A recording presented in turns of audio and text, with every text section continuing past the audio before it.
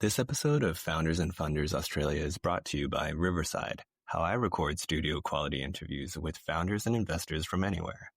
Riverside captures each guest locally in up to 4K with separate tracks, and now co-creator spins our episodes into clips, titles, and thumbnails in minutes. Use Ray15 via the link in the show notes for 15% off your first subscription. Welcome to this week's episode of Founders and Funders. This week I have Justin Rooney from Flame Security. Welcome to the show. Thanks, Ray. So today we're going to go into your story and Flame Security, but for people who don't know about what Flame Security does, can you give us a brief summary of what you guys do?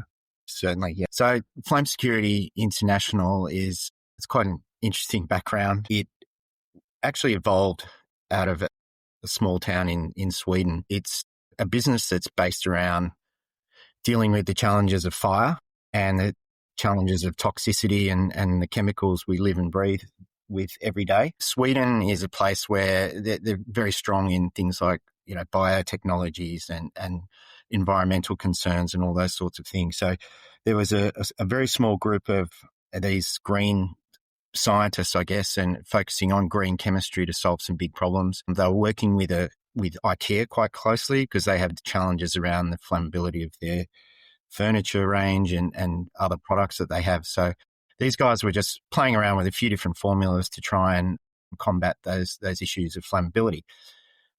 They did have mixed success, but they were playing around with particularly textile treatments, and they were having some success. So IKEA were backing them to treat their showrooms and things like that. And quite a funny story is how it got quite a bit of attention in Sweden was IKEA actually sponsor a Christmas festival in a little town called Gavle. And Gavle's local, emblem or symbol is like a mountain goat. And they build a straw goat every year at Christmas time. That's almost like a Trojan horse. And as part of the celebrations, they light it and sing songs and drink and drink and drink. But the local mayor was having problems with, a few arsonists and kids running around trying to light the goat before the Christmas festival. So he actually approached these guys and said, look, I understand you got this product. Any chance you can spray a bit on our goat to slow it down, at least protect it until the festival comes around? And when it came to lighting the goat, they actually couldn't light it. It was so effective. So made national news and quite a few jokes running around about it. So a little bit of infamy there. And that when I first found out about, the product and the opportunity, that was the story that I was told. So quickly appealed to me. So from there, my co-founder actually chased up that opportunity in Sweden, brought some product samples back to the University of New South Wales, where he was part of the alumni there. And they have a very, very strong team there, led by Professor Guan Yo, an ARC Fire Research Centre there. And they put it through the testing systems, and they definitely said this product's got legs. Needs a bit of work, but we're willing to back it and go with it.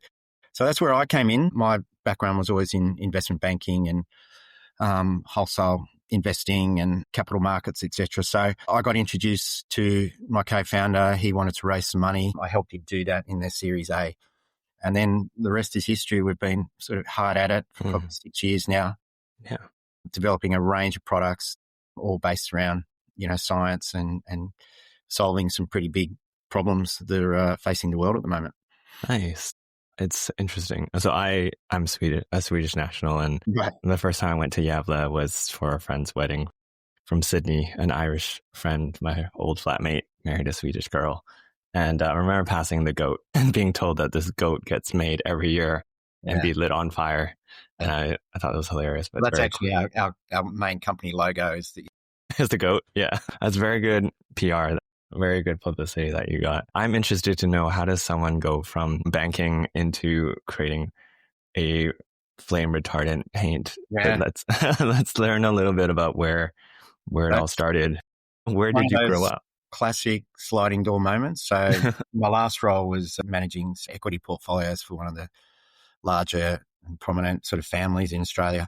And I was on my way to Melbourne to report in and sat next to a guy, and he started telling me about this technology out of Sweden. And the more and more I listened to it, my brain started ticking over. And, we've been through a huge amount of bushfires in Australia. Yeah. We'd had that disaster in 2017 with the Grenfell Tower in London with the flammable cladding. There was a huge court case and class action going on around the PFOS and PFAS contamination of the Defence Force bases and getting into the rivers and causing cancers. And I think Erin Brockovich had landed in Australia to take on the federal government. So it just all made sense, and I could see the issues around the insurance industry and the economic challenges that were being developed by climate change and all these building fire issues and things like that. So it just made a lot of sense straight away. And as we got off the plane, I shook his hand, gave him my business card and said, look, if this technology is real, funnily enough, I said, I think I can put it on every shelf in Bunnings around Australia. As it turns out, that's what we've done. So, it was a pretty fortuitous meeting. It took a while to sort of get things going, but once you find an opportunity like that and it makes sense and you start showing investors and they get it straight away, and, some of your best mentors actually back you and say, you know what, this has definitely got legs. We should go for it. So quit the job, invested my own cash and took on a role as co-founder with my colleague, and we've been together, joined at the hip ever since. Yeah, nice. I'm amazed how often networking is done on a plane. Yes. I think about the last 20 years of flying. I used to be a management consultant, so I used to fly twice a week. And sure, not every week I would be offered a role somewhere, but I think throughout those 20 years, I can think back to 3 or 4 opportunities that were quite significant just from sitting next to someone else who's an entrepreneur, commuting, doing something, and you're stuck on a plane. Mm. And back then we didn't have Wi-Fi. We'd wish to stop talking sometimes, but yes, that's when great noise canceling headphones came in and a book. But sometimes some good things come of it. Tell me more about your childhood. Where did you grow up and how did you end up in banking? I can do this pretty quickly. Ideal childhood, your classic, Australian upbringing. We moved around quite a bit early on. My dad was a stock and station agent. So anyone that's familiar with the country life, they're your trusted advisor when it comes to your sheep and cattle and materials and things like that. So loved that lifestyle. He ended up buying a pub as a young man back in Sydney. So we moved here and, I lived upstairs of a pub, which was, not a bad place to be. And then, did all my schooling in Sydney. Mother and father, take on various entrepreneurial type businesses, the successes, the failures, the challenges, the resilience that's required. Very, very hugely positive environment, very creative, set extremely high standards of myself and my brothers. But I just used to love the way they used to spot opportunities and really go for it. And so it was a great way to grow up. So I guess that entrepreneurial spirit and that positivity has sort of flowed through. Learnt the value of the dollar very early, and I guess the hunger for a dollar. So took any job I could, paper runs and cleaning cars and running errands and even babysitting, because I found a little market niche where the women in the suburbs actually liked male company for their sons, so they'd love me to come around and play cricket with them or throw them around the swimming pool and things like that. So I loved earning money, and I loved that sort of pub environment of dealing with people and relating to normal people. He always wanted to be a medical doctor going through school. Missed out on the marks just, and so I was a bit frustrated by that. But I remember sitting down with my dad and he said, look, if you want to be a successful doctor, you've also got to be a bit of an entrepreneur and a businessman as well, and open clinics and run your operation like a business. So why don't you go and do a commerce degree in the meantime? Yeah. Funnily enough, I did, and I loved it straight away. And I'll show my age now, but in 87, when the Wall Street crash happened, I was on my way to uni and heard it on the radio what was going on. So I just diverted and went straight to the viewing area of Bond Street, ASX, and I watched it all day.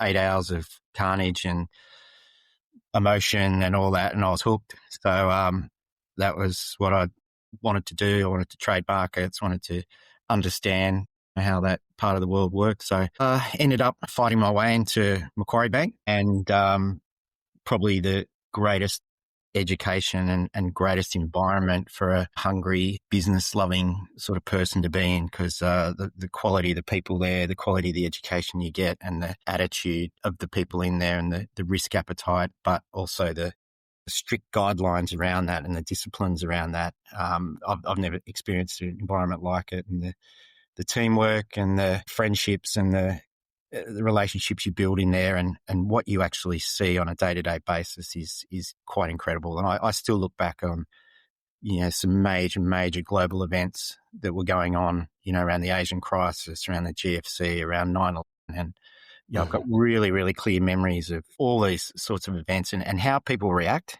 in those environments, and how you can think through and solve problems and, make money, but also, do the right thing. I don't know if your listeners are familiar with a guy called Alan Moss, but he was our CEO at the time. And we got called in on the day of 9/11 because we were doing a huge capital raise for the bank. And we were, after New Zealand, were the first markets to open. And we were just looking at each other going, what are we going to do? What are we going to do? And as calm as I've ever seen a person, Alan stood up and addressed us and said, look, if we don't go ahead with this deal, it's a signal to the terrorists that financial markets are broken.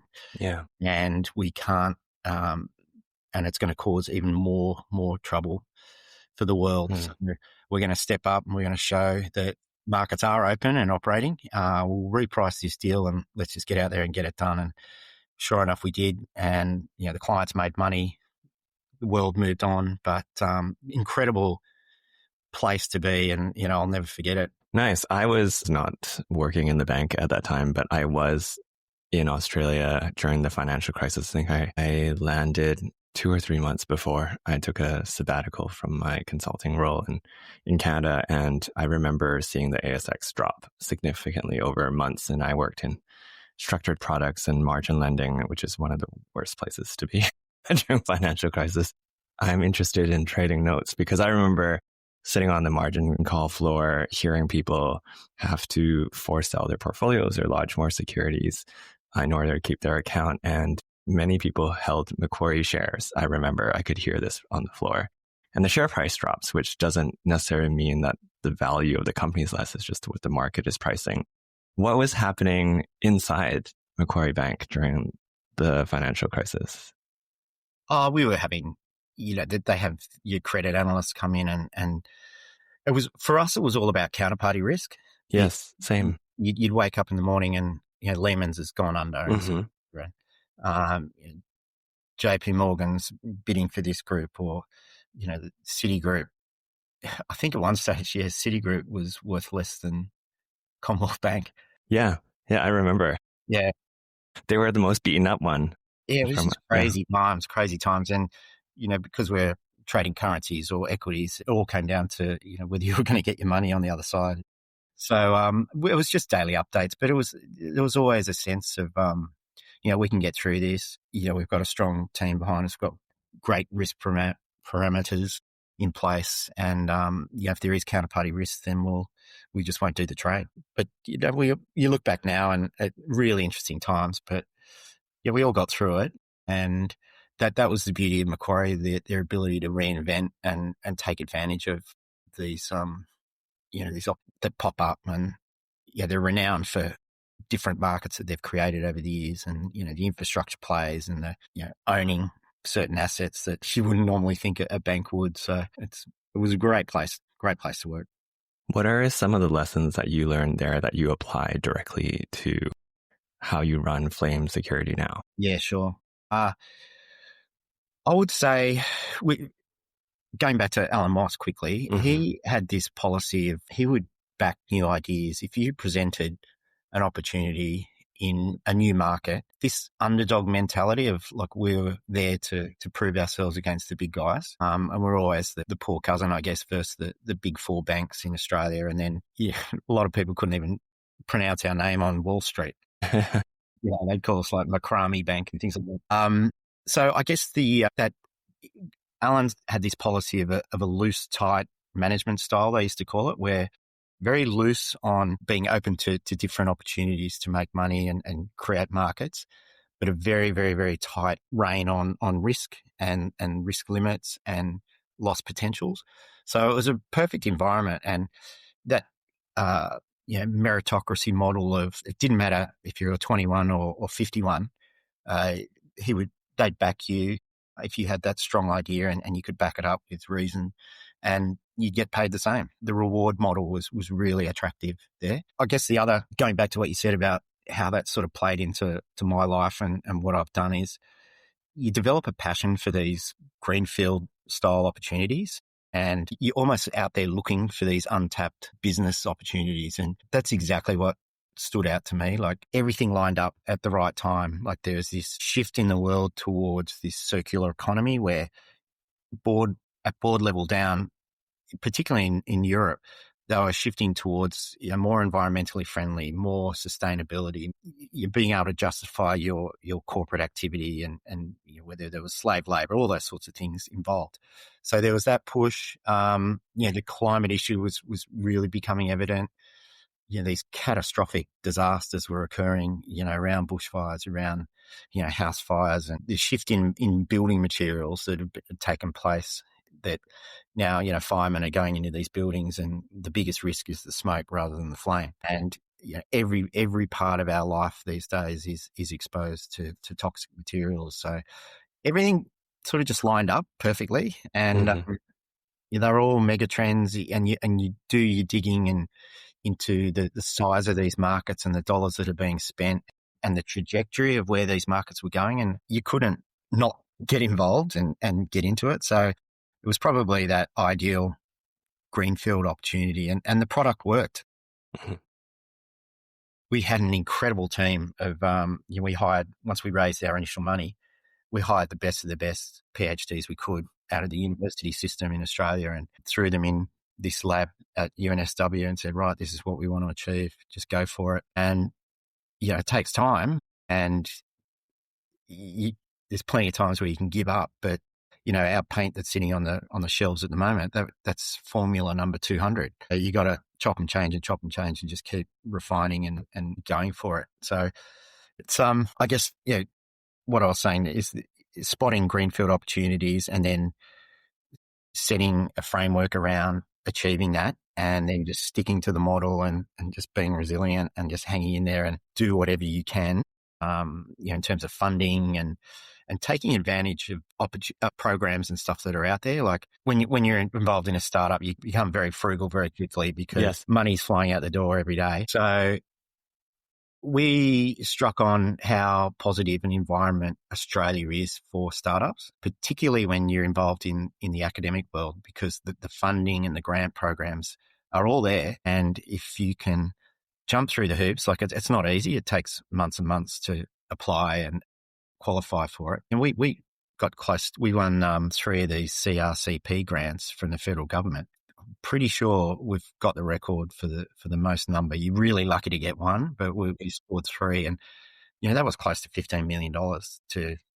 And then because you're operating in that R&D space purely, all of a sudden you're eligible for the R&D tax offset. So that's all adds to your cash flow.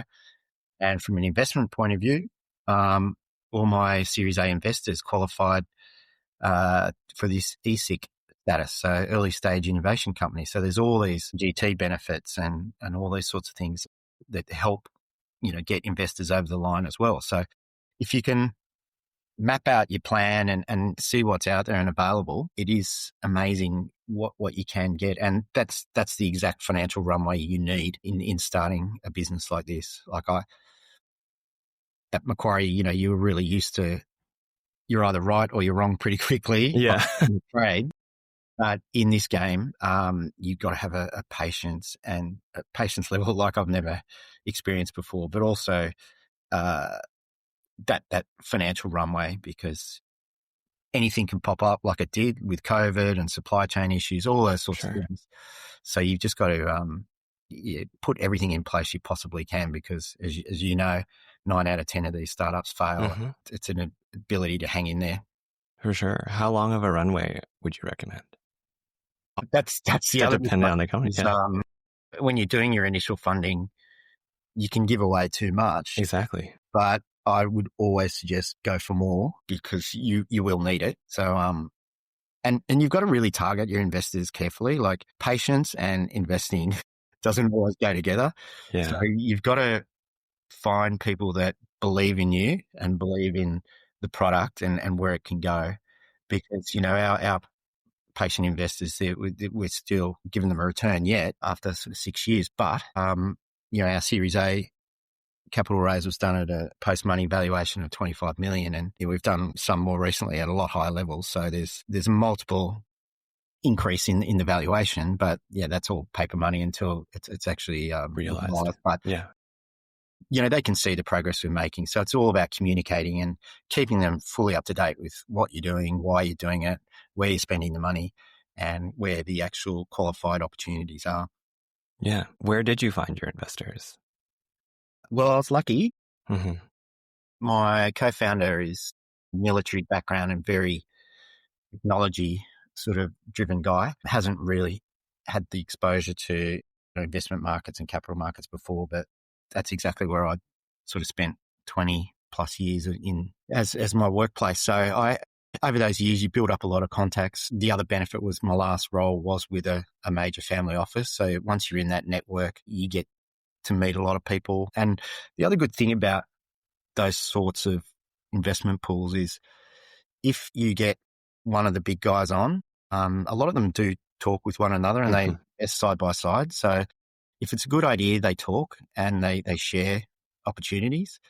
So, we've got just under 50 shareholders, but some of the most prominent family office investors are on our register. And I tried to go for people that do have experience in, say, the property sector or mining or affiliated areas to what we were trying to do, improve fire safety and add fire technology to industries that need it. So, I'd say that's where we sort of targeted. But since then, we've actually attracted some attention from ASX listed companies. So, yeah, so we once we started to really establish our credibility with the certifications, and we quickly worked out that because they are purely risk-based products, that goes alongside with the insurance industry. Boldly approached the biggest insurance broker in Australia, which is Steadfast Group, and we presented in their boardroom, and Rob Kelly, the founder and CEO, just got it straight away. He said, "Look, the industry has been crying out for these types of products to reduce risk and improve safety and reduce claims, all those sorts of things." And their bushfire numbers were getting worse. Their house fire numbers were getting worse. So they got it straight away. So they actually ended up buying 25% of our business. And he's now Rob's chairman of our company. The CFO, Stephen Humphreys, he's on our board. So they contribute regularly and really guide us into this minefield of insurability and underwriting and risk management, I guess. So they've been very, very helpful. So it surprises me that there's no existing very effective flame retardant paints out there. What was in the market when you entered, when you were trialing yours and you did this testing? What are the other products that were in the market? Well, the science is actually called intumescent coating. So they've been around for quite a while. Okay. But it comes down to the formulas they use and the performance levels and the actual cost. So most of the products were coming out of, say, the US. The chemicals we use were being challenged on their toxicity, and a lot of them were starting to be banned around the world. And yeah, they're just quite hard to get, or wasn't being put in the hands of mums and dads. So the big construction companies would be using it, and I wouldn't say it was the most economic way of protecting against fire. So we just thought we could do it better, do it cheaper, smarter, with guidelines around, environmental sensitivities, high performance. And we just wanted to produce the best quality product using the best quality science and get it as cheaply as we can and get it out into the communities as best we could. And we actually did it, but it took a long time. But if your listeners check out our website to do it with a big bang. So we'll build houses side by side, and one without our coatings and one with our coatings. And then we very spectacularly take to them with flamethrowers with a big crowd to watch. Yeah, it is quite spectacular when you see them. One just does not catch fire at all and is still standing at the end of it, and the other one just crumbles in a heap. So it's quite powerful, but it also gets people's attention, and we use it a lot in our advertising and media and things like that. For sure. And it sounds like a really smooth journey, but what were some of the challenges you encountered after you joined your co-founder on this journey? Yeah, sure. I would say straight away there's many challenges, and I don't think I've had a night in probably 6 years where I'm woken up staring at the ceiling at 3 a.m. And you walk in every day and there's challenges, but then equally you have these massive wins as well. So I guess for us, whenever you're involved in science, one of the first things the professors say to you is that, research is not guaranteed. So you can spend millions and millions and not get anywhere.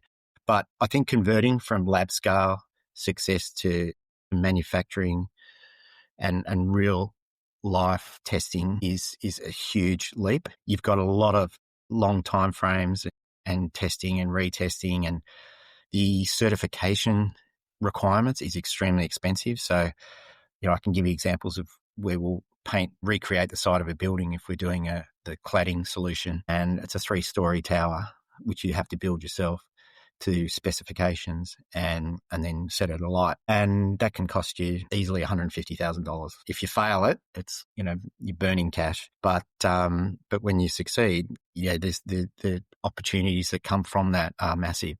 Another really, really good example, which we only found out about this week, is we've been pursuing an opportunity with that aerial firebombing products. Your listeners might be familiar with that, the red powder and liquid that they drop out of the airplanes. Yeah. And there is actually only one global supplier of that. It's a company called Perimeter Solutions, and the product's called FosCheck. And they've pretty much owned that market for probably 50, 60 years. But they've also designed the certification for that product, and it's called the Qualified Products List. And that's done out of the US Department of Agriculture in Montana. So we've been playing around with a ground-based product for use in bushfires where you create like a barrier or a containment line around your home or around key assets, and it worked really well. So we said, look, we went to Montana and showed them our product, and they said, look, this looks really interesting. You're welcome to run it through our independent program and testing, but it will cost you $250,000 and take 2 years. So I remember we looked at each other and said, this is a pretty big punt, but, we're here. We believe in this product. There's only one supplier in the world. There's only one sort of Coca-Cola out there. Why don't we try and be the Pepsi? And so we went for it. And this week we actually finally passed all the tests. So we're now near the second product in the world that is qualified to be dropped out of an airplane. And so, that's really exciting for us. And I think that's a really cool story coming out of the University of New South Wales, that a product that can be used in every single country around the world now is hopefully going to be available. So that's incredible. If any of your PE listening there and they want to get involved, I'd love to take a call and partner up with them. It's it's pretty exciting. How did you get your first customer? You said you provided your product to the everyday person in Bunnings. Is that correct? And how does one get into Bunnings to get started? Well, it's most people you talk to say it can take you a couple of years to meet all their guidelines, but you get very used to these sort of Shark Tank environments. And yes, I think we've done hundreds of these pitches to investors and potential customers. And we once we got that BAL 40 rating, and we were the only coating in the world that's ever achieved it, which is the highest bushfire rating and the most intense test you've ever seen. We came up with this concept that, okay, well, who sells the most paint in terms of volume around Australia? And it was Bunnings. It was over 60% volume goes through them. So he said, why not? Yeah, they're into their public responsibility and their community support and all that sort of thing. This makes a lot of sense for them, particularly in the regional areas. Why don't we just take it straight to the management there? And it's exactly what we did. And again, like Steadfast, they got it straight away and they said, look, this could be a whole new product range for us. And the new CEO at the time was really had an appetite for new product lines and diversifying post COVID. People used to spend a lot of time in Bunnings during COVID, but the numbers were starting to drift back. So they were getting into things like pet food and camping gear and all these sorts of things. So their appetite for new product lines the timing was perfect. So they fast tracked us and got us on the shelves within sort of 6 months. But that also comes with manufacturing challenges, logistics challenges, and when you play by the Bunnings model, you have to deliver a certain size pallet in certain size packaging to X number of stores around the country on the same day and all that sort of thing. So logistically, it's very, very difficult, and you've got to really market it well as well. So, but that's been a great relationship. It makes it available to every Aussie. And it's also opened the door. Once you're in with Bunnings, it does give you that credibility. And it actually opened the door to their sort of affiliate or hardware chains around the world. So we're now in Ace Hardware, which is the biggest non-grocery cooperative chain in America. And we're really starting to kick some goals with them.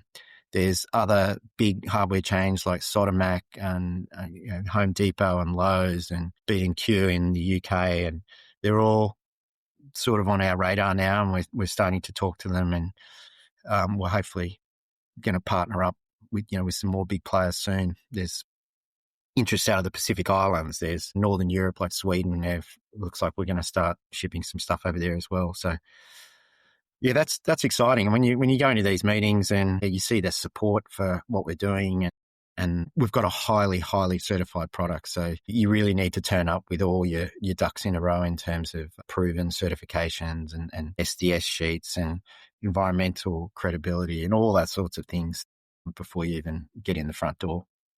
Yeah. Listening to it with the large capital investment and having to secure capital upfront for a runway, how do you define your risk tolerance and your profile as a person, as an investor, as a business founder? Well, I think go back to lessons growing up when you're in the country, Australia. You got to deal with the drought every couple of years. So the ups and downs, you enjoy the wins, and you really buckle down and when things are tight and turn the tap off. So I guess that's sort of carried through.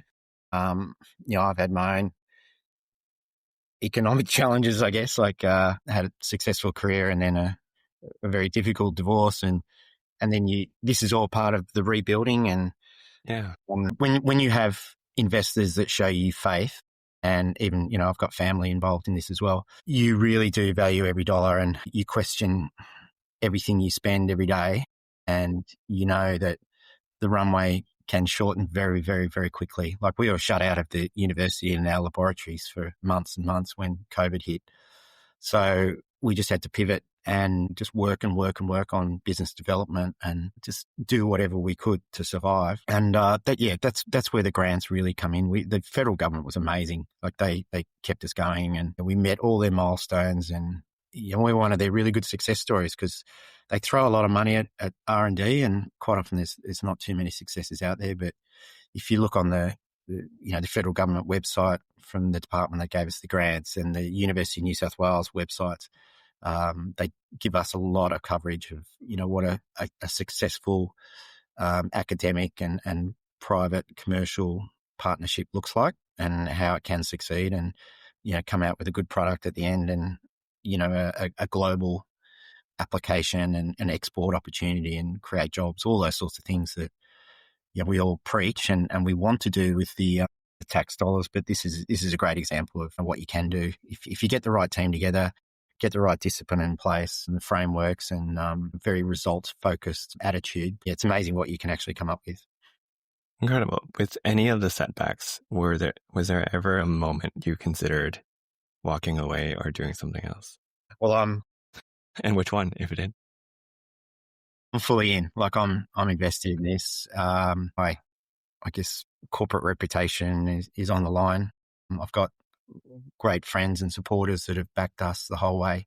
So I have this huge responsibility, and there's no way I'm walking away from this. But there's plenty of times when you're staring down a very empty tunnel, but then other days it's just like you're almost like high fiving and cartwheeling down the street. And, this week was one of those. Like, to get that letter from Montana, it was amazing. And I actually contacted all our scientists and I said, I hope you realize the significance of what you guys have just achieved. In your world, you're rock stars, Yeah. So it's awesome. And so, yeah, there's no way I'm ever going to give up on this. And you get the validation every day too. Like, if we do have a bushfire event or a house fire event and it doesn't burn down because of us, that'll be really satisfying. And, when you get a little bit older and you have children and you start to shift away from, your standard corporate goals and financial goals, and it comes down to more like a legacy and what you're going to leave. And you want your kids to be proud of you and what you've created. And my kids get really excited about what we're doing, and they love the flamethrowers. Yeah, that sounds like Like a fun activity. living out your dream. Yeah. Yeah, incredible. I think one sad part, I was just recently in Canada and there was over 100 fires, active fires, and I hope that you will expand to Canada and help my home country. What we've seen over the last few years, and fires are taking hold in areas you would never think of. Like that Jasper fire was terrible. That's one of the most beautiful places in the world, and they lost half their town. Maui started at the top of the hill and it stopped at the beach. Yeah.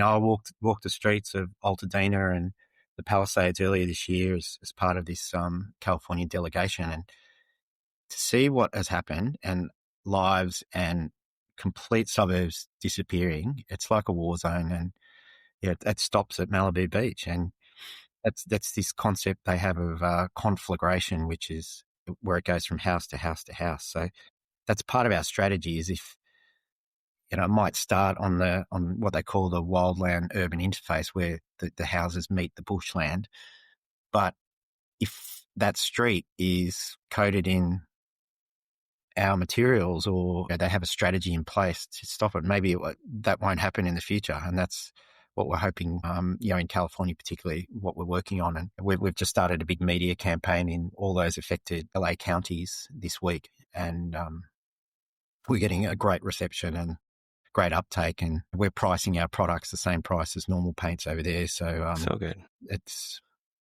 We're hoping that, looking forward, as part of this whole, they call it home hardening over there, and improving your defensible space, and the regulations are actually changing where you have to, clear, scrub and use new building materials that are fire resilient, or huge amount of challenges there with insurance. I think they only had 20% insurance coverage from those last fires in LA. So the economic damage that it's doing is incredible. Yeah, and the time that it would take to rebuild. And there's even towns in Canada where the government has said they're not rebuilding the infrastructure. And that's really sad to walk away from a place that you grew up knowing that it'll never be there again.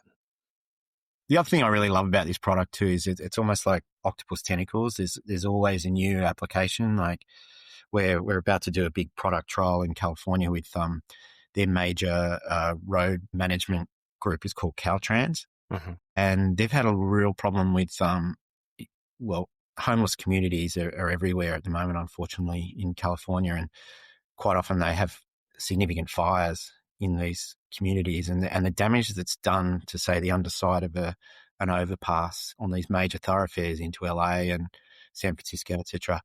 The damage that's done to concrete under extreme heat is incredible. Like you think it's pretty resilient, but yeah, that's what I thought. The structural damage that can take place, and they're seeing it also with these EV fires in car parks. Yeah. So we're starting to get a bit of work there with protecting car parks from fire attack. That's interesting. Yeah. Yeah. these waste stations and recycling centres. I don't know if you've seen that, but they're getting a fire every day now in one of these garbage transfer stations because of the vapes and the Oh, wow. Flammable materials. lithium batteries are Yeah. setting off. So the world's a lot more flammable place these days. There's challenges everywhere. Well, I, at 17 years old, started a painting company in my first year of university. And I remember one of the best things about being 17 and not having that many skills with painting is that there's paint on everything. So you can almost paint everything. Right. And paint normally doesn't last forever. So like you can always find a house, a fence, an apartment that you can repaint. There's always some failing paint. And it's great that I'm guessing your product works on you can use it on existing surfaces. So like it doesn't have to be new materials, and you can then retrofit your like home to be more flame retardant rather than having to replace the material completely. We're doing some product trials with the Disney group at the moment. That's great. They have so much stuff. They can't just rebuild it all. Flammable. They have fireworks every night of the week. Rides and studios use pyrotechnics, and so they've got a bit of a fire problem as well. So they're looking at coating a lot of their stuff with our materials. So it's really exciting. So what are the things, since we're both in Australia, what are the things you're doing domestically here in Australia related to the bushfires that are happening every year? So we're working with local councils. We did a really interesting project actually this year with Falls Creek Ski Resort. So they're owned by the Vale Group, who own a number of tourism type assets around the world. They're very prone in those delicate alpine environments. Fire can rip through there pretty quickly. Like we've had that here already with Mount Selwyn, I think, was burnt to the ground. So there's we're doing a lot to work around that. When the Bushfire Royal Commission came through a couple of years ago, they highlighted areas of risk, and one particular one that stood out was the use of containment lines and the ability to the fire to jump those, and then if the wind changes, it comes back on towns and villages. So we're working on that Defend product for the containment lines. Power poles are one of the first things to go in a fire. The timber power poles, they smoulder and then collapse, and then the wires come down. And anyone that's familiar with PG&E, they have a huge court case and damages claim on them for starting fires in California. So it is a really sensitive subject for the utilities company. So we've actually done a deal with Coppers, which is the biggest supplier of power poles, and they're going to start coating the power poles. So for the cost of a couple of layers of paint or a mesh, it just doesn't stack up, because the replacement cost of a pole is in the tens of thousands. Yeah. So there's applications everywhere. So we're just looking at, we're open to everything. A lot of these big property developers and land banks that are opening up on these fringe areas of the cities and out in regional Australia, a lot of them are actually in these bow zones, they're called, which are prone to bushfire. So the cost of meeting these building standards now is really high to be a bow rated property. So we're addressing that and looking at a whole range of different products to reduce that cost and improve the insurability of these assets as well. So there's lots of things we're doing. We're on Bluey's World now up in Brisbane. We just coated the famous Ghan railway train that goes across the desert in Western Australia. Oh wow! So we've fireproofed that for them. So there's some really fun conversations and good adaptations we're seeing at the moment. So just hope that continues.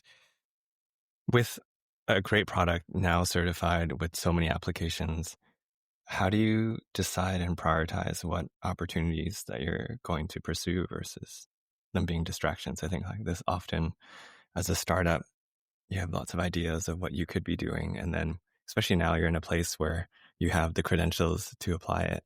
How do you decide, and what have you decided to be the focus of the rest of this year and early next year?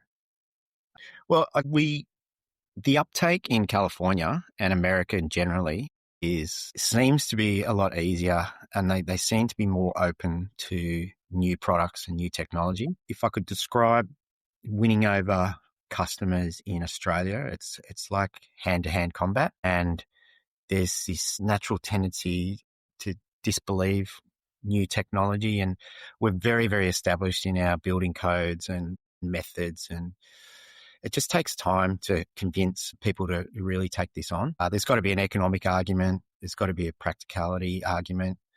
There's a lot of gatekeepers and regulations around in Australia. Like just walking onto a building site, you've got to satisfy the fire engineer, you've got to satisfy the architect, you've got to satisfy the developer and the certifiers and all these sorts of things. So we're still in that education process here, but it's accelerating. And we're doing our first car park protection job. So I'm hoping that's going to be a new window for us to apply it in that environment. The power poles is going to be good. You just got to chase. Yeah, we do need to be successful to survive. So you've got to chase where the dollars are and where the appetite is. So like California is very, very advantageous for it at the moment with the currency and just the size of that market and the acute awareness of fire risk over there is just, we seem to just brush it off a little bit here sometimes. And it's very relevant when you do have a big bushfire or a flood or whatever. It's on the headlines every night. But in California, they're living and breathing this every single day now, and they're worried about what's going to happen next. So we address where the needs are and where the urgency is, and then create these beachheads of opportunities. And California is basically it at the moment. We're part of we're talking to the California Governor's Office. We're partnered up with the University of California. We're talking to these groups like Cal Fire and Caltrans, and they love what we're doing. They think Australia is like the world leader in terms of fire tech, which is great. Yeah. Really good. What advice do you have for new founders earlier on in their journey on how to be successful or how to have a successful journey like yours? Yeah, it's patience. Like I work with an incredible team. My co-founder is probably the most diligent guy I've ever met. He just lives and breathes this 24/7. So I think you got to choose your partners in business really well. You got to choose your investors really well, because there's nothing worse than a problematic relationship with your investors. They've got to understand clearly the patience that's involved and the roadmap that we're on. You've got to be prepared for unexpected costs. Like part of our product requirements is patents and legals and these expensive testing I talked about, and the bills just keep rolling up. Yeah. Like one of the biggest sticker shock I got was for product liability insurance. Yes, I was going to say insurance is insane. I think before you even sell a tin of paint, you got to write a check for about $350,000 just for insurance, your product liability. So those sorts of things you got to be prepared for. And I find it really tragic. I've got friends that are founders and stuff, and they work so hard and give up so much, and just that runway just stops, or they've got to give away too much of their hard-earned business to stay alive. So you got to do your research. You got to go in with your eyes wide open, and surround yourself with the best possible team that act with integrity and respect and willing. The teamwork factor is massive, and you got to. A lot of people aren't willing to make sacrifices now. Like we don't pay ourselves much. We're just enough to get by, with a long-term vision in place. So we'll get there eventually. But in the meantime, it's survival mode to get over that line. Yeah. But, the green shoots are there, and it's really exciting, some of the stuff that's happening at the moment. Yeah. Yes. I have two more questions for you. What's the best piece of advice you've received? Ooh, look, again, really, really lucky. Had incredible parents. I lost my dad quite young, but he taught me some incredible lessons. Given his background of working on the land and dealing with people on a daily basis, he used to say, give me lessons all the time. And a couple that sort of stand out is that you never get a second chance at a first impression. So make sure you go in to meetings prepared and looking sharp and positive and ready to go. And the other, he was really big on honesty and how you treat people respectfully. And he'd tell us stories about how picture, a country pub and there's 15 farmers standing around having a beer and your name is your personal currency and your personal currency can be devalued immediately or enhanced immediately. So if there is one person in that circle of men or women that say that this guy did the right thing by me, you can trust him, he's a great operator, he said that will spread like a cancer in a positive way. And the next time your name up, that's what will be repeated. But equally on the other side, if you shaft someone or do the wrong thing or lie, it's going to have the exact same effect. So I guess that's how we as, brothers and, you're either a good bloke or a shark, I guess. So you've got to always be aware of that. Yeah. Yeah, I think I remember when I was at the bank, someone said, your reputation takes years to build and like quickly to lose. Like, yeah. And then one I'm curious about is what's one thing that's changed your mind recently, that you've changed your mind about recently? I think I'm pretty consistent in my view. Okay. I put a lot of faith in our leaders and our governments. And I'm really starting to doubt some of the, intentions and qualities of these leaders. Like I was lucky, growing up, there were some incredible, change makers like Keatings and the Howards and I guess high achievers that you got to remember the first 6 months of your year, you're working for these guys and, you're paying 50% tax. So you don't actually earn $1 until July 1. Yeah. The lack of respect for our tax dollars at the moment is just horrific.